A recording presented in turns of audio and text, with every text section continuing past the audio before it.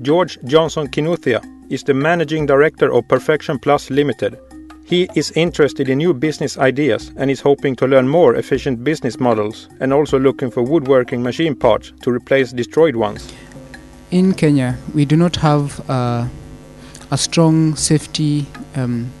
We don't have strong safety standards in our production of handicrafts, and one of the things I want to learn is just how Swedish producers have how do they monitor their production processes so that they are as safe as possible. And that is one of the things I want to implement back home, because I represent the wood covers part of fair trade, and I will go and teach the others how they can have safer production methods. I also want to find out which machines are used in woodwork here, so that when I go back home I can show them how they can make things faster and even with a better quality.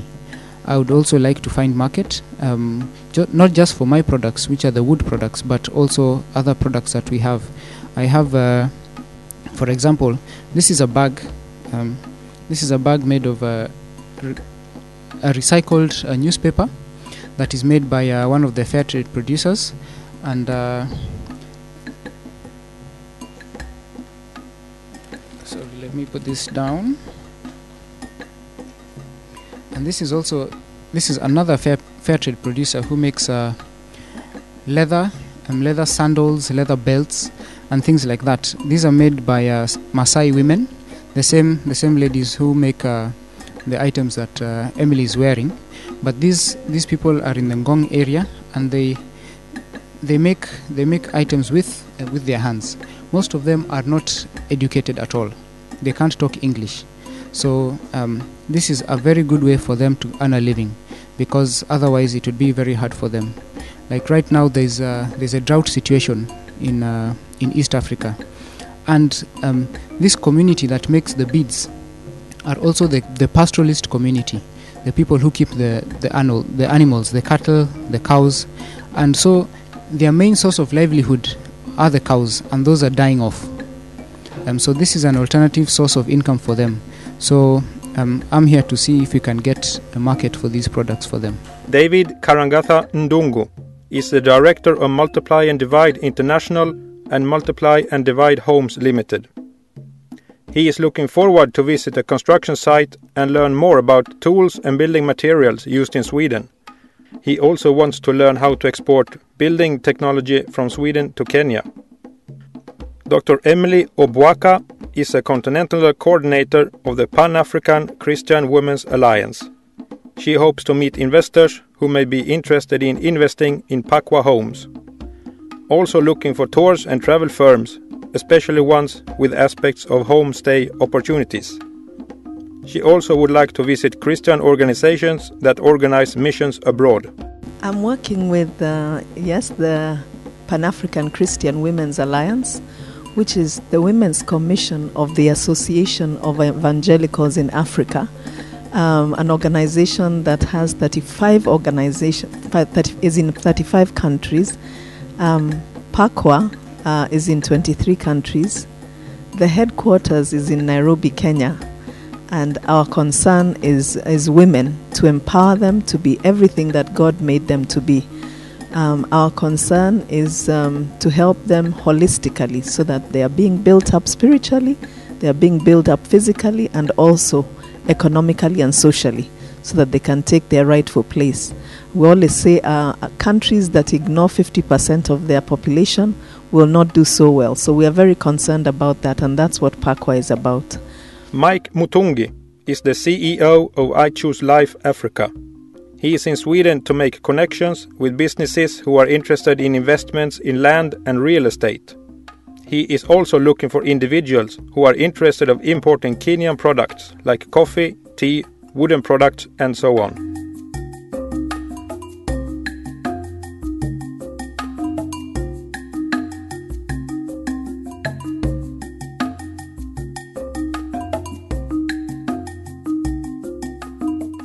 Emily, you are representing a special organization working with women in Kenya.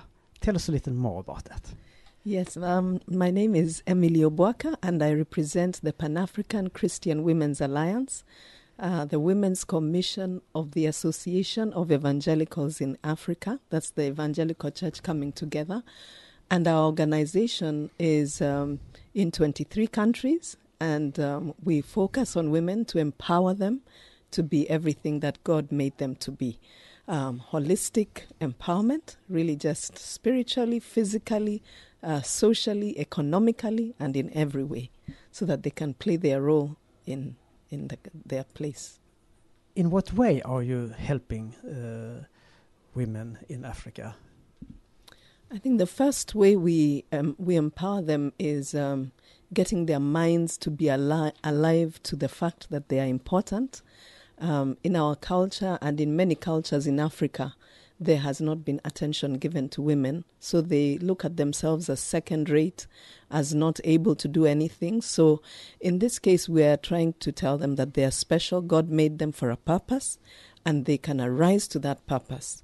So we empower them by teaching the Word of God, by helping them build their skills to do something that they are able to do and they're interested to do, by bringing them together so that they're able to access resources and are able to encourage one another and just to arise to that place. Also be engaged in a lot of businesses and things that will help them also become profitable. That is a lot of how we're helping them, even in taking care of their environment and knowing how to keep themselves and their families healthy so that they are able to be helped in every way. How many people are you working with in Kenya? About? In Kenya, I would say there might be about 3,000-4,000 because we're in about 6 districts in Kenya. In Africa, we are over 50 million, I would say, because the whole of the Evangelical Church would include about 100 million people, but women are the majority of those, so over 50 million in Africa. But in Kenya, we are it's just about 4,000 to 5,000, but it really includes all the Evangelical Church. Mm-hmm. So those might be the ones in the movement, but we are looking to increasing those who are aware and are part of our program. George, what are you doing in Kenya? Hey. Hey. I'm happy to be on Agenda as Kistuna. Mm-hmm. And thank you for this opportunity. I'm the managing director of a wood making company. We are a fair trade company, but we make functional wooden crafts from environmentally sustainable woods. Things like key holders, clocks, pens, candle holders, things for the home and the office. Yes. Yeah, we can see you have a little some of them here. Yeah? Yes, we do. Yeah. How long have you been working with this thing? We have been working with these for about 13 years, and we started the company before I went into campus. And so we've developed from one machine, which we used to rent out. Now we have more than 15 machines that we own. And your market, is that in Kenya in first way, or do you even have some other market in Africa? I could say 95% of our market is Kenyan. And we have a small market in Dar es Salaam, which is Tanzania. And we are trying to get into Maputo in Mozambique and Johannesburg, South Africa. What type of woods do you... I think that's woods that we don't have in Sweden. Yes, our main wood is called jacaranda.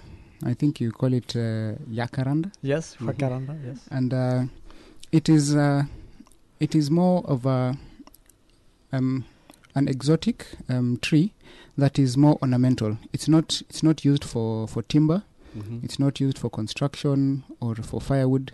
It doesn't burn well. So mainly people plant it just because it gives us very good flowers, purple flowers at the end of the year. So actually in Nairobi, towards November, December, you can have whole streets that are just covered with purple. It's very beautiful. So that's the tree that we use, mainly because it has a very light wood, It's a softwood, so it grows very fast, and we do not cut down trees. We just cut one branch, and so by the time we have finished using all the pieces or the small parts of that one branch, there are springs that have come up from where we cut, and then now we can go and cut the main branch that we had left standing, and so that way we keep on sustaining our raw material. Emily, your industry, you, as I can understand, also are interesting of this fair trade. We are, yes, because I mentioned that our keen interest is to access markets for many of the women who are doing very interesting things, such as George has talked about, as well as the ones I'm wearing. And how do we do that in a way that's not going to see us reproducing something that's already been done? If there is a way, and I can see it through fair trade, to do that, to access markets, to get fair trade going, even for the women, all the better for them, and even for the economy. One other thing I must say is that we are very concerned about domestic violence. Domestic violence is an area that concerns us, and through what I've mentioned, both the industries and the homes, we are keen to see women who are in crisis helped. Women who find themselves in crisis, putting up a shelter for them and enabling them to recover, and even be able to learn a trade, such as the crafts or other trade that they would be able to make an income from, is something we are occupied in. Well, fair trade has been a more common thing, I think, in the world today, just for the last years. Another word in Swedish is rättvisehandel or rättvisemärkt handel. Do you think that this fair trade will be bigger, greater in the future? I believe so, because most buyers currently in the world want to buy something with a cause. You will find that if you're buying maybe a handmade product, you want to know the story behind the product. So you're buying the story, not so much the product. And so that is something that is catching on in many parts of the world.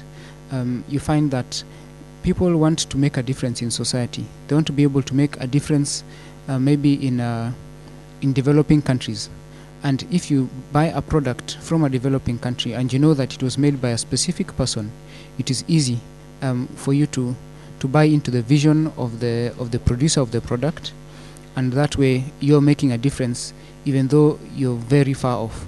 So it's something that is really catching on in the world today. We must ask you something, what you like Sweden. So Emily, how do you like Sweden? Well, I like Sweden very much. This is my first time here. I've been to a number of countries in Europe, but I think of all the ones I've visited, Sweden comes tops in terms of the beauty of the land. As I said, the environment has refreshed me. I've been challenged to a new level of seeing, wow, we can really improve our forest situation, and making use of like storage. I was amazed to see your hay and how you're preserving that, even for the winter time. I love the people. I love the interaction, the order. So there are many things that have really come across us. Yeah, this is a working society. Things work here, and I've been pleasantly refreshed. I love the culture that you have, the dry bread and the cheese, and the many nice things I've enjoyed. God bless you. Thank you. And you, Joy, what do you say about Sweden? I really like the people, first of all. They're very easygoing, I could say. There are countries that are very strict about certain things, but I find the Swedish culture very accommodating. It's easy to fit in, and I've seen so many Swedes who are from different backgrounds, people from Asia, people from Latin America, people from the Middle East, and people from Africa too. And I think that is a very strong point, and I congratulate the Swedes for that. I also like the food, just like Emily said, and I like the technology, just the culture of innovation and developing things, trying to find out how can I do something better, and planning well in advance. Those are things that have really struck me, and I will remember for a very long time.